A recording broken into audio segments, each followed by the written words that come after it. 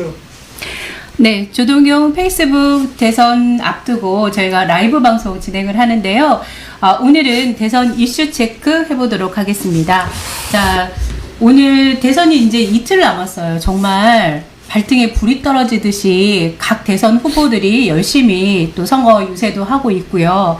또 저희도 그냥 있을 수가 없죠. 그래서 오늘 이렇게 저희가 이제 방송을 진행을 하게 되는데, 자, 오늘 선거를 앞두고 각 여러 가지 한 이슈에 대한 이야기들 저희가 조동현 의원님과 함께 나눠보도록 하겠습니다. 네, 의원님. 예, 안녕하세요. 네, 오늘도 예. 열심히 뛰셨죠? 예, 아이고, 그냥 얼굴도 이렇게 단정도 못 오고 그냥 왔습니다. 뛰어왔습니다. 네, 예. 저희가 급하게 저녁도 한 10분 먹고 예, 뭐 지금 이렇게 예. 방송 준비하는 것 같아요. 자, 오늘 저희가 선거에 대한 대선 이슈 체크 해보도록 할 텐데요.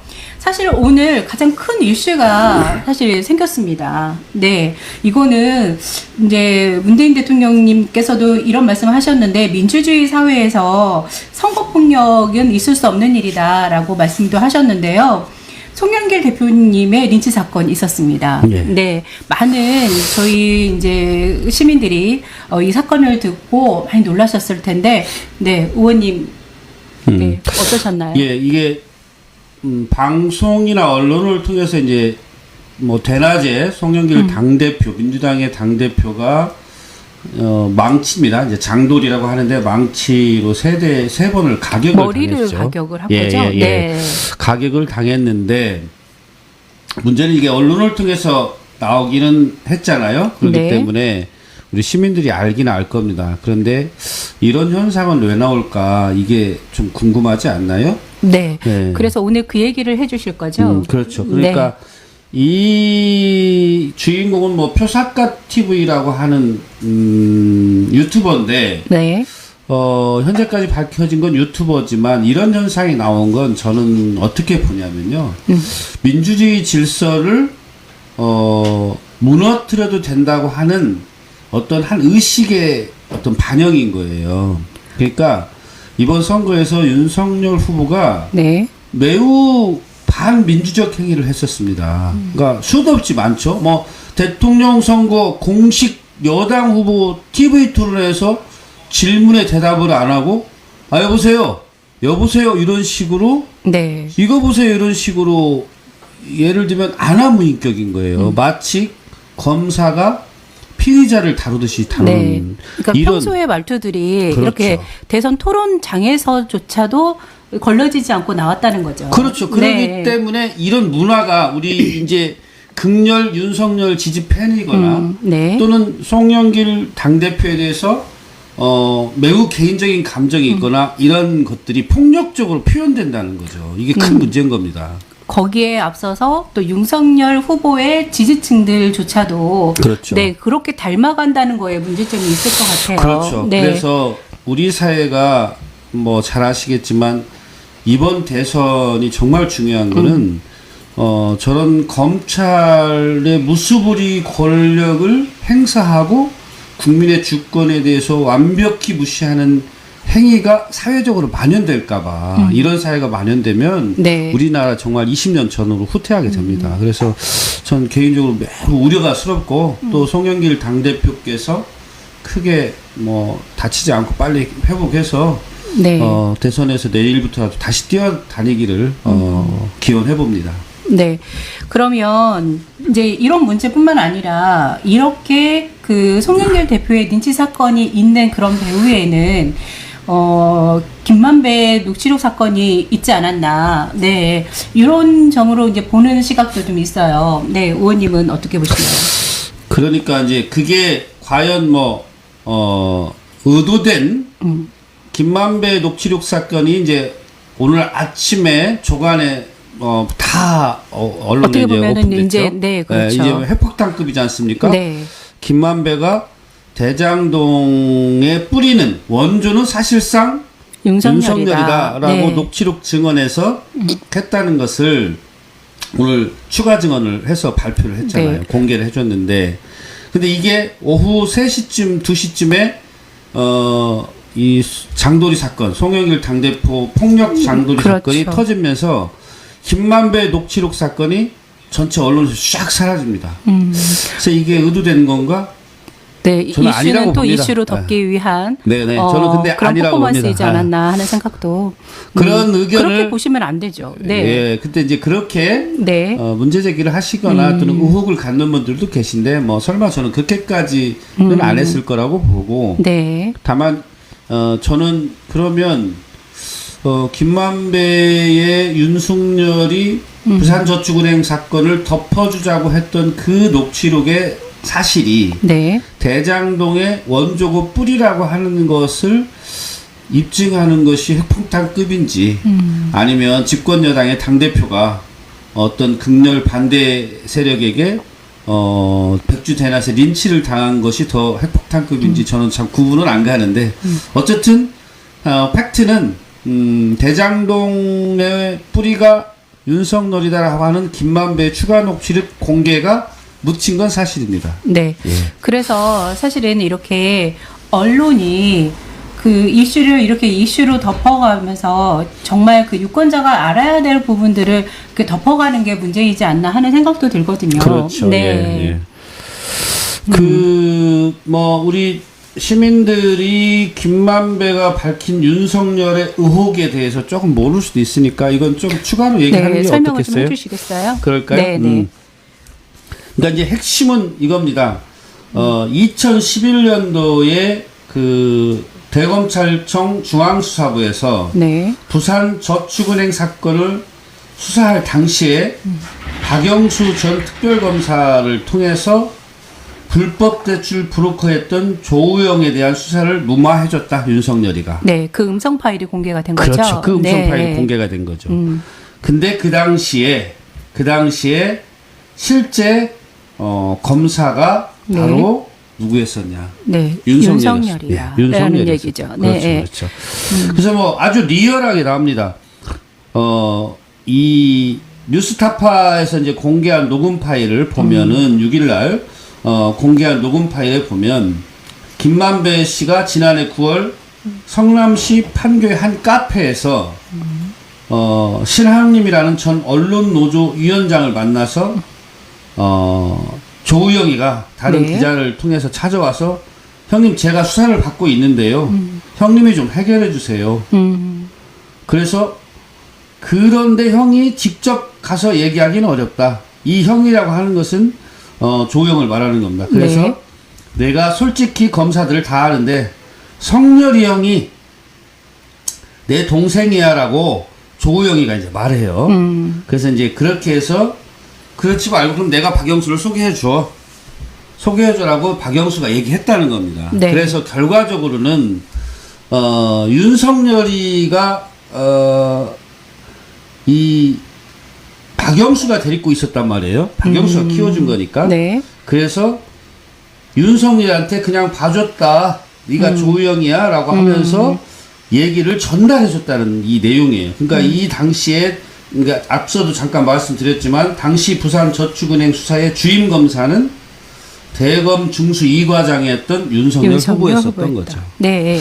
그래서 이제 이 부산저축은행 사건이 왜 또 중요하냐면 그 당시 2011년도 부산저축은행 사건에서 대출을 받아서 약 1,150억인가 정도를 대출을 받아서 네. 이 돈을 갖고 대장동에 PF 자금으로 썼던 거예요. 대장동 개발에 네. 업자들이. 그래서 이게 불법 대출이다라고 하는 것을 수사하는 과정에서 이 사건이 불법이 아니다라고 무마가 된 거죠. 네, 예. 맞아요. 그러니까 왜 무마시켜줬냐 이 문제입니다. 그러니까 대장동의 불법을 사실상 키운 측면이 있지 않느냐라고 하는 의혹을 가질 수밖에 없는 거죠.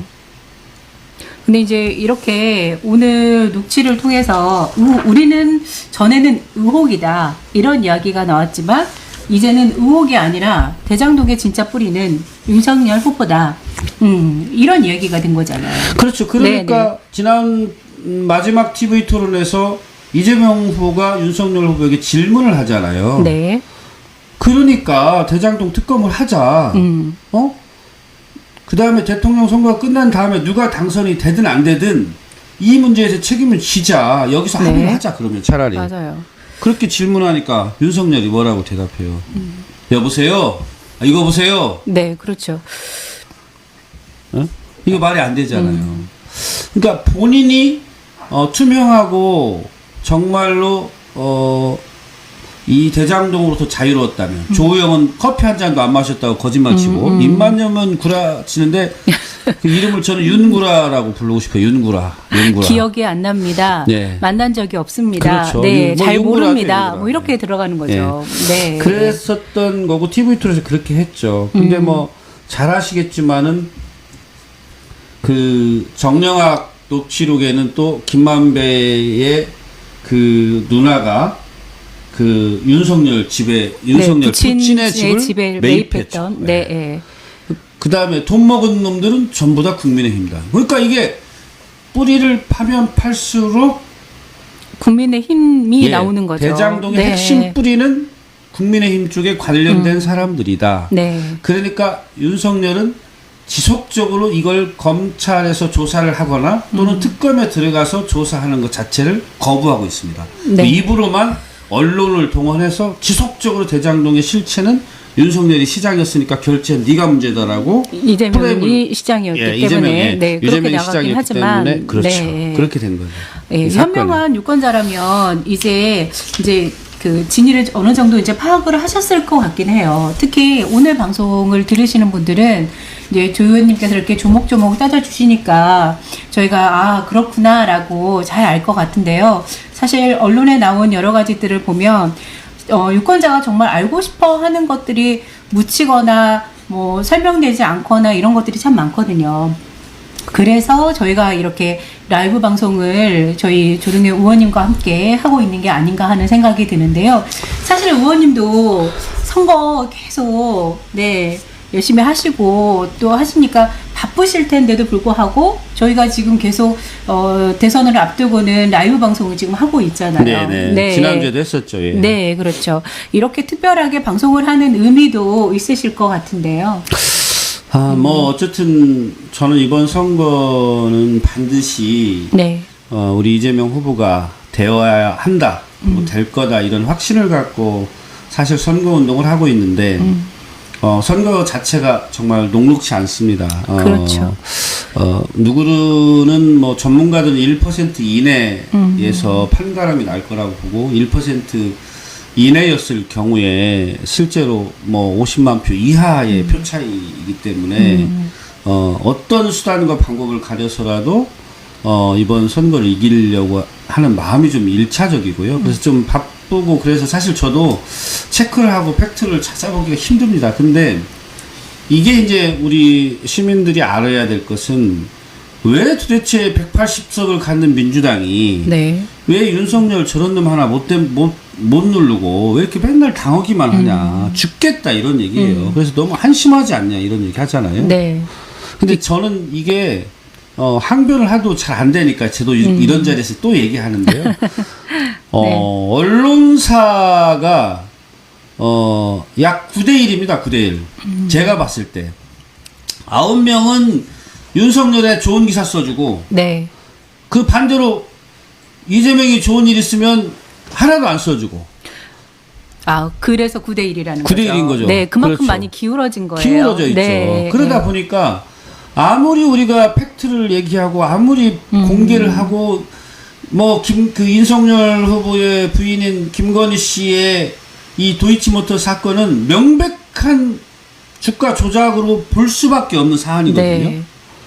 근데 이거는 아예 조사조차 안 하고 있으니까. 발표도 안 하고 조사 안 한다고 가서 항의하고 고소해도 이걸 갖고 언론에서 얘기를 안 해줘요. 그런데 제가 이것 때문에 그 언론사에서 이게 언론 감시 시민단체에서 김건희 씨 도이치모터스 사건하고 그 이재명 후보의 김혜경 씨 법카 사용권하고 방송했었던 방송 시간대를 제가 봤어요.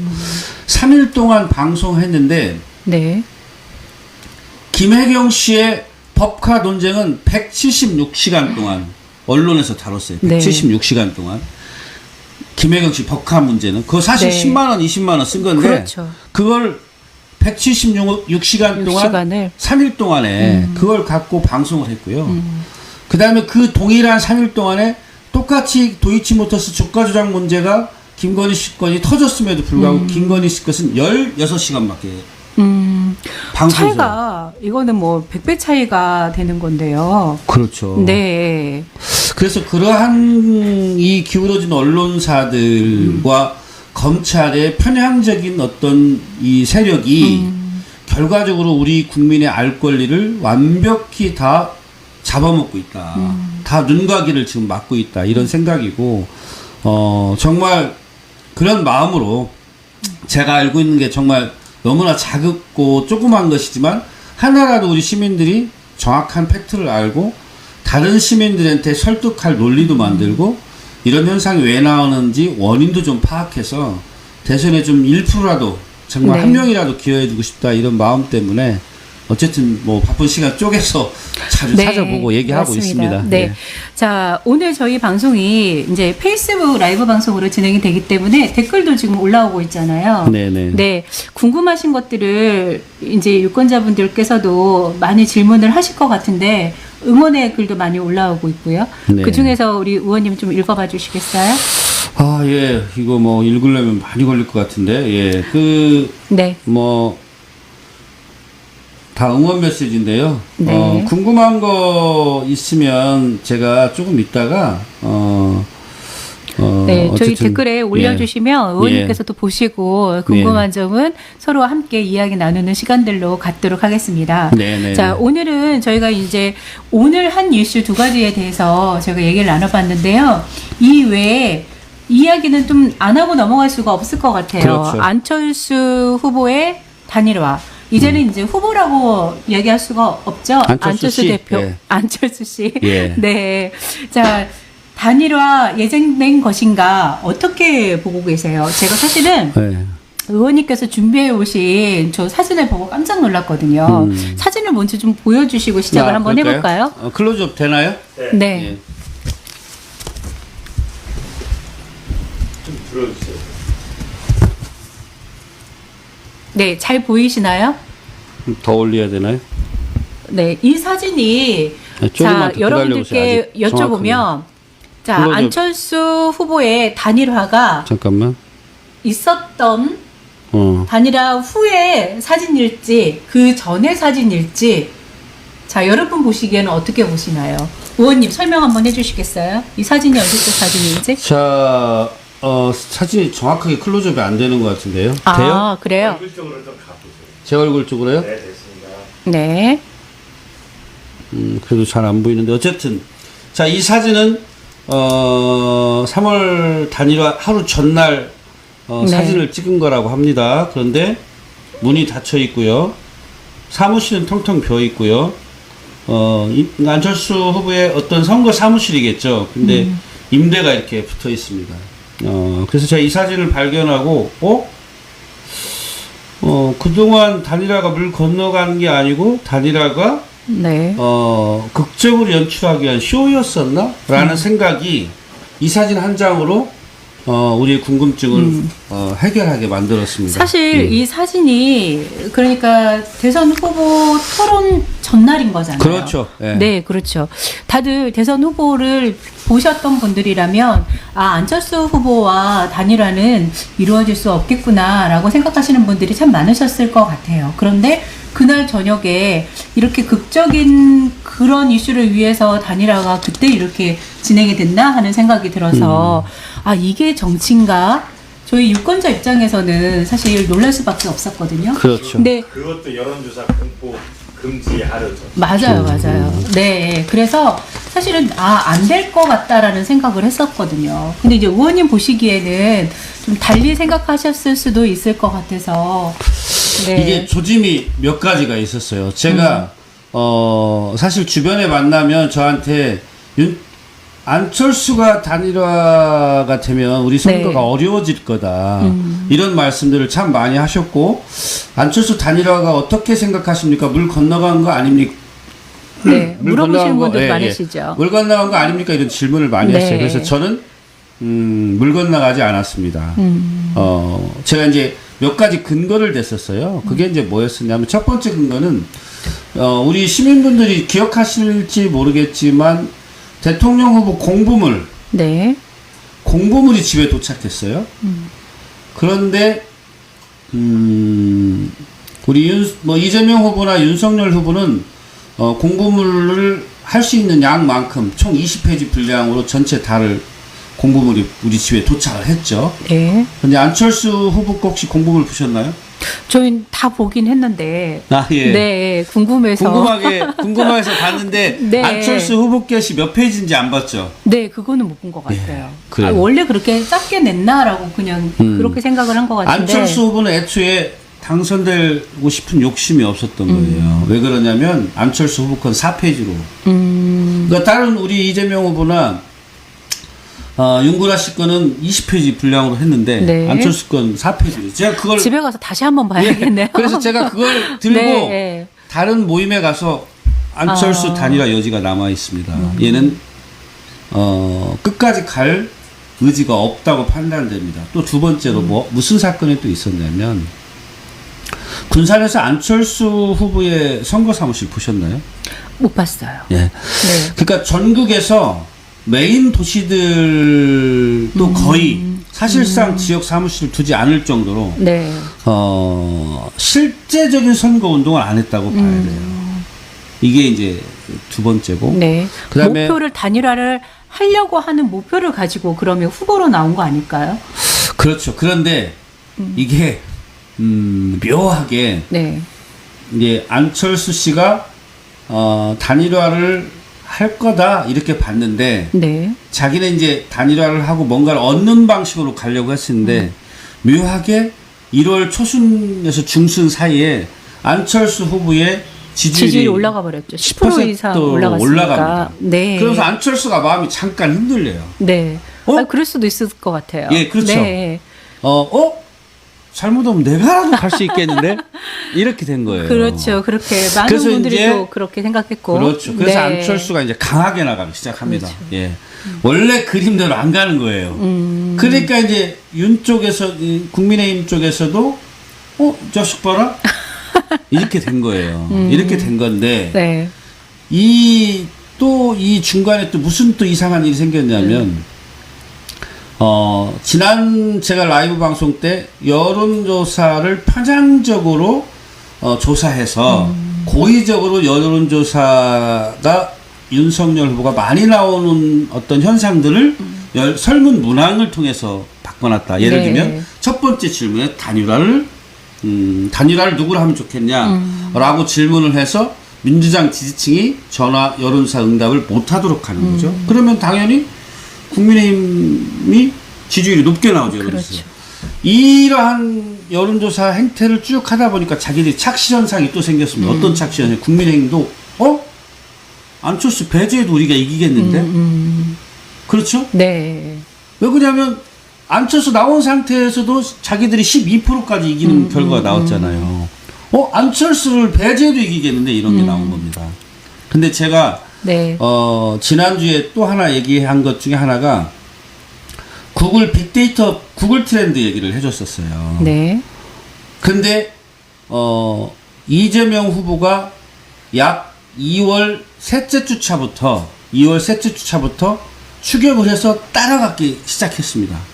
네. 예. 본 것 같아요. 그렇죠. 구글 트렌드에서는 예. 대통령이 이재명 후보가 될 것이다. 그렇죠. 네. 근데 이게 명백하게 2월 셋째 주차부터 이재명 후보가 약 2, 3% 앞서는 결과가 나오고 2월 말주 정도 가면 어떤 구글 트렌드에서는 약 7%, 9%까지도 이재명 후보가 앞서는 결과가 네. 나와요. 그러면서 이 사건이 이제 터집니다. 안철수 사무실을 빼는 사건과 그다음에 그렇죠. 안철수에 관련된 겁박 찌라시가 돌아다니기 시작합니다. 어떤 겁박 찌라시냐? 안철수의 부동산 투기, 안철수의 무슨 여성 무슨 의혹, 이런저런 이제 찌라시들이 돌기 시작합니다. 이게 과연 우연일까 생각해 보니까 우연이 아닌 거예요. 이 우연이 아닌 사건들이 지난번에 이준석 그 국힘 당대표가 윤석열 후보에게 항명을 하고 막 사라지고 막 그랬었잖아요. 네. 그러다가 잠깐 언론에 하루 동안 나온 게 있었어요. 뭐 있었죠? 뭐였어요? 이준석 대표 네. 아, 그 모르시나요? 네, 어떤 거? 아니, 워낙 많아가지고. 네. 네. 네. 그 무슨 성접대 사건. 아, 네. 그거 말씀하시는 거예요? 성접대 사건이 성접대 사건. 네, 하루 동안 잠깐 나왔다가 그냥 묻혔잖아요. 그 다음날 이준석이 네. 바로 복귀합니다. 네. 예, 바로 복귀하면서 아, 묻혔어요. 아. 예. 그러니까 이게 지금 이 대선이 네. 어떤 게 진실일지는 모르지만 사실 묘하게. 가짜 뉴스 판에 네. 대선이 막 흔들리고 있는 것 같아요. 예, 근데 그 가짜 뉴스에 소위 말하는 우리 사회의 지도자급들이 이렇게 다 중간중간에 네. 백기를 이제 들고 그렇죠. 투항을 하는. 그렇게 보면 그거를 가짜 뉴스라고 봐야 되는 건지 아니면 네 우리가 몰랐던 거가 이렇게 밝혀지는 건지는 그렇죠. 네 나중에 이제 뭐 결과를 봐야 되긴 하겠지만 사실은 유권자 입장에서 보면 별로 그렇게 좋은 거는 아닌 것 같아요. 이런 이슈들이. 그렇죠. 네. 그런데 이제 보시면 아까도 단일화는 예정이 된 거다라고 의원님께서는 말씀을 해주셨는데 이제 안철수 후보와의 단일화 이후에 안철수 후보를 지지했던 그런 유권자들은 그러면 윤석열 쪽으로 갔느냐 아니면 이재명 쪽으로 마음을 돌렸느냐 이런 거를 보면 사실은 어떤 분들은 그래도 안철수 후보가 국민의힘으로 갔기 때문에 윤석열을 뽑아줘야 된다라고 하는 분들도 있으시고 반면에 그래서 이재명 후보를 뽑아야 된다 이렇게 얘기하시는 분들이 많으세요. 맞아요. 네, 사실은 저희 입장에서 보면 안철수 후보가 단일화를 함으로써 이재명 후보의 그 어떻게 보면은 그 득표율이 좀 더 올라가지 않았을까. 특히 이제 사전 투표에서도 마찬가지고요. 굳이 저희가 단일화를 나쁘게만 볼 수는 없을 것 같다라는 그런 의견도 있을 것 같아요. 네. 그 이제 뭐냐면 그러니까 단일화를 했기 때문에 윤석열 후보가 무조건 이길 거다 이렇게 보는 사람도 있고 네. 아니다. 오히려 민주당 측의 결집을 통해서 오히려 민주당이 이기는데 오히려 더 호재로 작용할 거다. 네. 이렇게 보는 두 가지 양론이 있는데 저는 후자가 맞다고 봅니다. 네. 제가 뭐 도표 하나만 다시 보여줄게요. 네. 이거 좀 들어주세요. 제가 들어드릴게요. 자, 이 도표 설명 한번 해주시겠어요? 자, 잘 안 보이시는 것 같아요. 이렇게 할까요?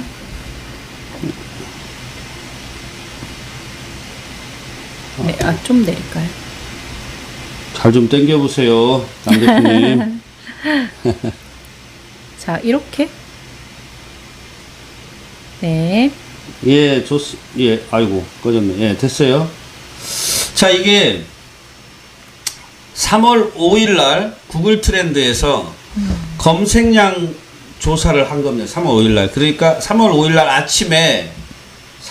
아침에 단일화 발표가 됐고, 새벽에 이제 긴급 발표를 그렇죠. 했잖아요. 네. 그랬는데, 아침에 오전 12시가 지나면서 이재명 후보가 47%, 윤석열 후보가 39%의 검색량이 나옵니다. 그래서 이게 이제 대선 4일 전인 거죠. 어제 그제 일인데 네. 이 구글 트렌드의 ESM의 예측 결과는 투표율은 79% 정도 보고 있어요. 투표율은 79% 정도 보고 있고 실제로 이재명 후보가 약 8% 정도 앞설 거로 보고 있습니다.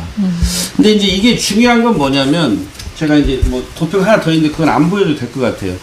이게 중요한 게 뭐냐면 잘 알다시피 지난번 그 트럼프와 트럼프와 힐러리 네. 힐러리죠. 힐러리에서 모든 여론조사 기관이 힐러리의 대통령 당선을 예측했었죠. 맞아요. 여론조사 네. 결과가. 그런데 유일하게 구글 트렌드만 트럼프가 될 거다라고 네. 예측을 했고 그게 맞았죠. 그리고 제가 이제 이 구글 트렌드 ESM 그 추정 방식을 제가 역대 지난 19대 때 대통령 선거, 그다음에 재작년에 있었던 4.15 총선 전체를 다 봤는데 이 구글 트렌드에서 보는 소위 말하면 검색량을 중심으로 한 빅데이터가 더 정확하더라. 정확하다. 네. 그리고 여론조사처럼 어떤 문항에 의해서 뭔가 의도된 여론조사 답을 얻어내지는 않더라. 검색 트렌드에서는. 그래서 이 문제는 저는 이제 되게 좋다고 보는 것이 네. 이재명 후보가 오히려 더 호재로 작용할 거다 이렇게 보고 있습니다. 두 번째로는 실제로 이제 제가 오늘 그 자료는 안 가져왔는데 단일화 이후에 다시 당신이 단일화한 이후에 안철수를 지지했던 사람 중에 단일화 이후에 너는 누구를 지지할 거야?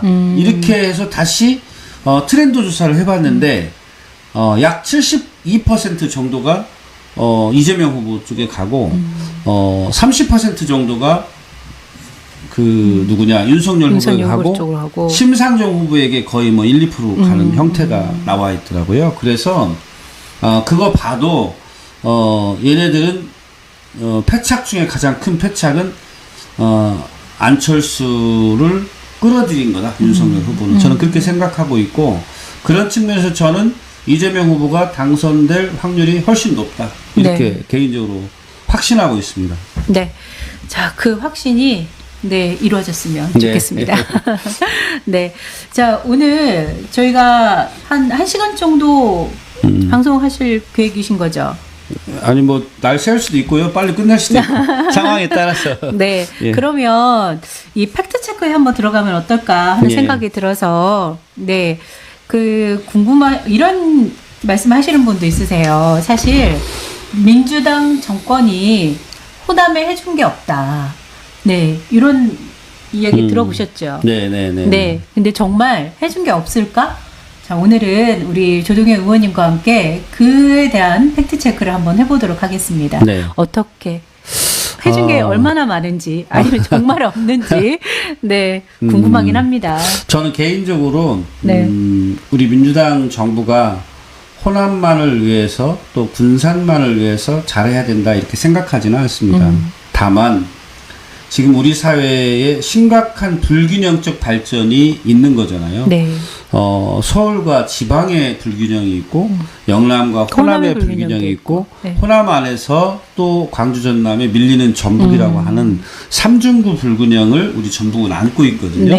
이제 그런 측면에서 봤을 때 민주당 정권이니까 꼭 우리 호남한테 잘해야 된다 이게 아니고 국가 균형 발전 차원에서 호남에 좀 더 많은 투자를 해줘야 되는 게 맞다. 그래야 우리 사회가 보다 더 균형 있는 성장을 해갈 수 있다 이렇게 보고 있거든요. 그러면 정말로 민주당 정부 들어서 그러면 뭐가 좀 달라진 게 있냐 이런 얘기를 하고 이 논란은 사실 박지원 지금 국정원장이죠. 이제 박지원 씨하고 안철수하고 지난번 총선 때 둘이 합당하면서 호남 홀대론을 또 오히려 홍보하면서 이게 호남 홀대론이 좀 많이 나왔거든요. 정말 홀대냐? 정말 아닙니다. 정말로 우리 민주당 정부 특히 이제 김대중 대통령, 노무현 대통령, 문재인 대통령 이렇게 세 분의 대통령이 오셨는데 제가 그냥 여러분들한테 우리 시민분들한테 다 설명은 못 하겠어요. 간단하게 우리 군산 것만 몇 가지 설명해 드리면 이렇습니다. 전북대병원을 하겠다고 한 지가 지금 들으신 지가 한 얼마나 됐죠? 저희 뭐 10년은 안 됐지만 5년 이상은 넘었죠. 됐죠. 벌써 그렇게 됐어요? 10년 넘었어요. 아니 사실은 잊고 있었던 것 같아요. 언제 될지를 모르겠던 그런 상황이었기 때문에 사실 전북대병원은요 강봉균 의원 때 하기로 결정 났던 사건입니다. 그러니까 제가 군산의 굵직한 현안들을 다 봤더니요 강봉균 의원 때 거의 다 결정을 해놨는데 그 후로 한 10여 년 동안 아무것도 진척된 게 없었던 거예요. 근데 이제 문재인 정부 들어서면서 이게 급격하게 다 해결이 돼버립니다. 그러니까 이제 강봉균 의원 때가 또 묘하게도 이명박 박근혜 정권 때 주로 정권 하에 있었던 거고 이제 두 가지죠. 하나는 그쪽 소위 말하면 한나라당이 정권을 잡고 있었었고 또 그 사람들이 우리 이제 강봉균 의원하고 이제 강봉균 의원 그 당시 이제 민주당이었었으니까 이제 안 맞으니까 더더군다나 홀대가 됐던 사건들이에요. 그래서 제가 몇 가지 거론하면 전북대병원 제가 대표적으로 얘기했는데 다 결정 났었는데 그게 하나도 추진된 게 없어요. 네. 땅 매입부터 시작해서 정부에서 지원을 해주기로 한 금액 뭐 이런 게 결정이 하나도 안 났어요. 근데 이번에 원래 전북대병원을 2,400억인가로 준비해서 짓기로 했던 것을 이번에 1,300억 증액시켜서 네. 증액시켜서 이번에 다 통과가 됐습니다. 그래서 올해 설계비 예산까지 확보가 돼서 전북대병원이 설계가 들어가요. 네. 땅까지 다 샀잖아요. 다 매입해줬잖아요. 네. 그러니까 이 해묵은 것이 우리 문재인 정부 안에 들어와서 해결됩니다. 그리고 이제 그 외에도 지금 이제 저쪽 신시도 앞에 신항만이라고 있어요. 항만이 새로 하나 네. 생기는 겁니다. 5선석짜리 이제 10선석짜리 또 항만을 생기는 건데 이 항만도 결정이 하나도 안 됐다가 그것도 다 저기 강봉균 의원 때 10여 년 전에 이미 됐던 것이 한 번도 추진되지 않다가 문재인 정부 들어와서 추진이 돼버렸어요. 네. 그 다음에 이제 새만금 가보시면 알겠지만 지금 남북도로와 동서도로가 있는데 이미 남북도로는 다 네. 개통이 됐고, 예, 동서도로도 지금 네. 거의 네. 예산이 안 가다가 문재인 대통령 들어오면서 동서도로가 급격하게 공사 진척도가 빨라지고 있잖아요. 그 다음에 세 번째는 이건 뭐 논란의 여지가 있습니다. 일부 환경단체에서는 반대하는 의견도 있긴 하지만 예를 들면 새만금 국제공항도 한다고 한 지가 10몇 년이 넘었는데도 하나도 못했던 것을 지금 전략환경영향평가까지 조건부로 승인이 돼서 올해 설계가 들어갑니다. 새만금 신공항도. 네.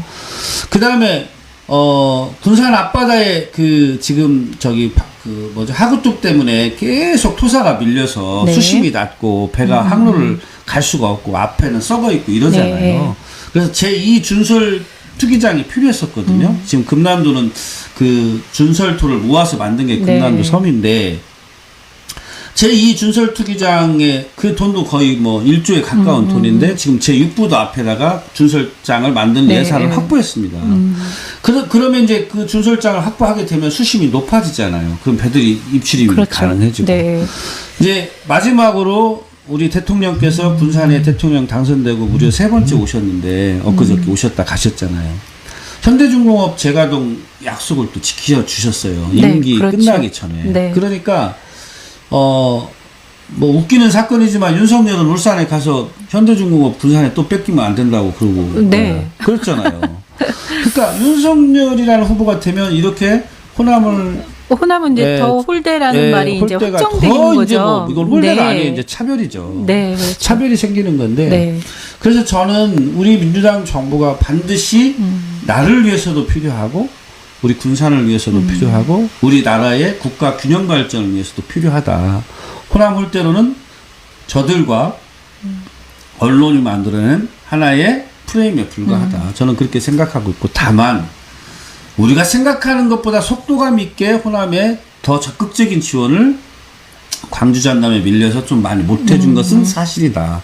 이건 또 우리 전라북도 정치인들의 목이고 우리가 싸우고 투쟁하고 또 매일 보채기만 하는 게 아니라 정책과 대안을 마련해서 정부를 설득하고 이런 것들을 우리가 함께 해야 되지 않느냐 이렇게 보고 있습니다.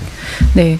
의원님께서도 이번 임기에 또 이제 그런 일들을 또 많이 하셨기 때문에 뭐 정치권에서도 뭐 국회의원뿐만 아니라 저희 시장님 또 각 의원님, 시의원님들께서 다 열심히 하셨기 때문에 저희 우리 군산에도 이렇게 현대중공업이 다시 한번 군산에서 이제 자리 잡게 되는 그런 어떻게 보면 저희가 정말 그렇게 될 수 있을까라고 했던 기대만 했던 그런 일들이 지금 이렇게 임기 말에 하나하나씩 이루어지고 있잖아요. 그렇죠. 그렇기 때문에 저희 유권자분들께서도 우리 민주당에 더욱더 힘을 실어줘야 되지 않느냐. 이재명 후보에게 더욱더 힘을 실어줘야 저희 전라북도 또 호남이 또 살아나지 않을까 하는 생각이 듭니다.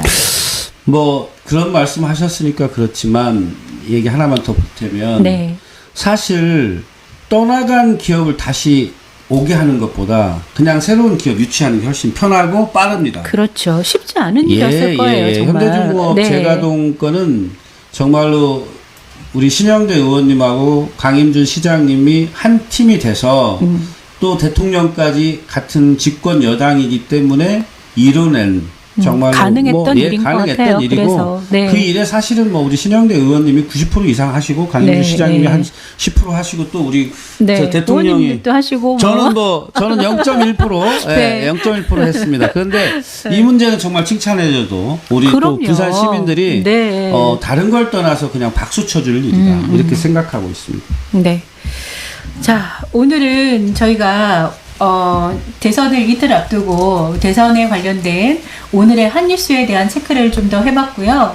의원님께도 궁금하신 사항 있으면 이제 페이스북에 저희가 좀 올려달라고 말씀을 드렸는데 어떤가요? 궁금한 건 올라오는 게 있었나요? 저기 철새들을 많이 없애라는데요. 자, 우리 네. 철새 중에 제일 큰 철새는 또철수, 간철수입니다. 예. 네. 그 군산의 민감한 정치인 얘기를 하기는 어렵고요. 어쨌든 우리 이재명 후보가 꼭 당선이 되어야 되기 때문에 네.